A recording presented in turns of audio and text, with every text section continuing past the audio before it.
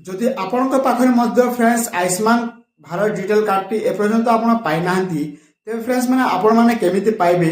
ଦେଖନ୍ତୁ ଫ୍ରେଣ୍ଡସ୍, ଯେଉଁମାନଙ୍କ କାର୍ଡ ଆଜି ପର୍ଯ୍ୟନ୍ତ ଆସିନାହିଁ ସେମାନେ ହୁଏତ ଅନଲାଇନରୁ ଡାଉନଲୋଡ୍ କରିପାରିବେ।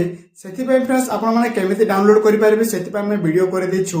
ଆପଣମାନେ ଦେଖି ଆପଣଙ୍କ ଆୟୁଷ୍ମାନ ଡିଜିଟାଲ ଭାରତ କାର୍ଡକୁ ଆପଣମାନେ ଡାଉନଲୋଡ୍ କରିପାରିବେ ଏବଂ ପୁରୁଷମାନଙ୍କ ପାଇଁ 5 ଲକ୍ଷ ଏବଂ ମହିଳାମାନଙ୍କ ପାଇଁ 10 ଲକ୍ଷ ଟଙ୍କାର ସହାୟତା ଦେବେ ସରକାର ଆପଣମାନଙ୍କୁ ଯତ୍ନ ହେବା ପାଇଁ।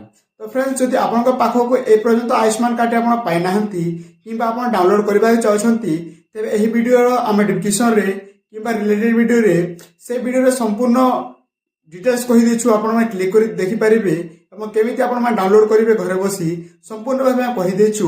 যে মধ্যে রাশন কার্ড এপর্যন্ত মিলি না বা আগর রেশন কার্ড বি থিলা এবং ফ্রেন্ডস আপনার যদি আয়ুষ্মান কার্ডটি এপর্যন্ত পাই না আপন মানে তো আপনার রাশন কার্ড থ্রুরে কিংবা আপনার আধার কার্ড থ্রুরে আপনার কেমিতি আয়ুষ্মান ডিজিটাল ভারত কার্ডকে আপনার পাইপারে এই ভিডিও দেখিলা পরে আপনার বুঝি যাবে।